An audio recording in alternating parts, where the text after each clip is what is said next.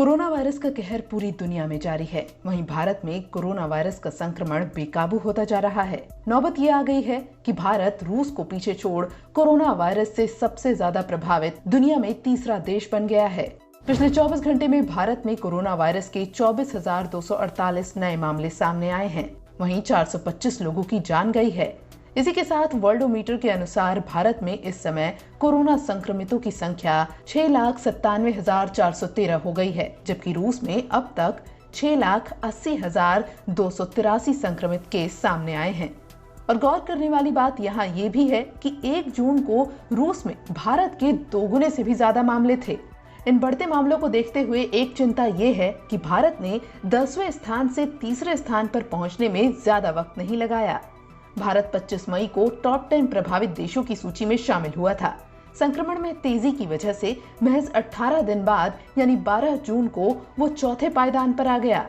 वहीं 5 जुलाई को भारत तीसरे स्थान पर है। भारत रूस को पीछे छोड़ते हुए तीसरा सबसे प्रभावित देश बना है, यानी भारत से आगे अब सिर्फ अमेरिका और ब्राजील है।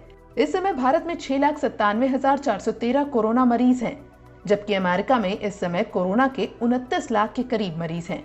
वहीं ब्राजील में यह आंकड़ा 16 लाख को पार कर गया है। हालांकि वहां मरीजों की संख्या भारत के मुकाबले काफी ज्यादा है। अमेरिका में भारत से 4 गुना ज्यादा केस हैं, जबकि ब्राजील में भारत से करीब 2 गुने केस हैं। वहीं मौत के मामले में भी अमेरिका और ब्राजील की हालत दुनिया में सबसे ज्यादा खराब है। लेकिन जिस रफ्तार से भारत में कोरोना वायरस के मामले बढ़ रहे हैं, वो चिंता भी बढ़ा रहे हैं। देश में सबसे ज्यादा मामले महाराष्ट्र में हैं, जो 2 लाख का आंकड़ा पार कर चुके हैं। इसके बाद बारी आती है तमिलनाडु की, जहां 1 लाख से ज्यादा केस सामने आ चुके हैं। वहीं देश की राजधानी दिल्ली तीसरे नंबर पर है और मुख्यमंत्री अरविंद केजरीवाल का कहना है कि कोरोना के मामलों ने दिल्ली में करीब 1 लाख का आंकड़ा छू लिया है। हालांकि घबराने की जरूरत नहीं है, क्योंकि लगभग 72,000 लोग कोरोना वायरस से ठीक हो चुके हैं। लेकिन 1 लाख से घबराने की जरूरत नहीं है। इनमें से लगभग 72,000 मरीज ठीक हो गए हैं।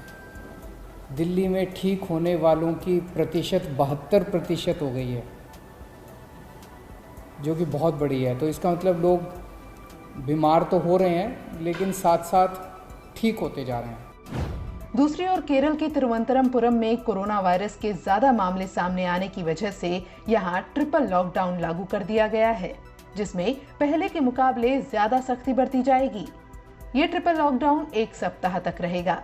वहीं केरल की पिनरई विजयन सरकार ने राज्य के लोगों के लिए कोविड-19 से बचाव के लिए जारी दिशा निर्देशों का 1 साल तक पालन करना जरूरी बना दिया है, जिसमें सोशल डिस्टेंसिंग, मास्क या फेस कवर करना उन नियमों में से एक है जिनका पालन करना जरूरी होगा। ऐसा करने वाला केरल देश का पहला राज्य बन गया है। वहीं कोरोना वायरस के खतरे को देखते हुए आगरा प्रशासन ने ऐतिहासिक इमारतों को खोलने के फैसले को रद्द कर दिया है। इस फैसले के बाद आगरा में 6 जुलाई से ताजमहल और अन्य ऐतिहासिक इमारतें नहीं खुलेंगी, जैसा कि पहले तय किया गया था। देश और दुनिया में कोरोना वायरस के मामलों में तेजी से हो रहे इन इजाफों को देखते हुए कोविड-19 वैक्सीन की तलाश भी जोरों पर है। वहीं कोरोना वायरस को लेकर आए दिन नए खुलासे हो रहे हैं और दावे हो रहे हैं।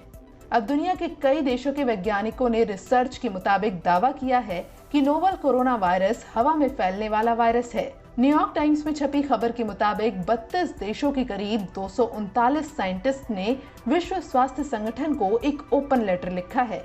रिसर्च के बाद इन वैज्ञानिकों ने WHO को कोविड-19 को लेकर की गई सिफारिशों में संशोधन करने को कहा है। बता दें कि WHO ने कहा था कि कोरोना वायरस हवा से नहीं फैलता।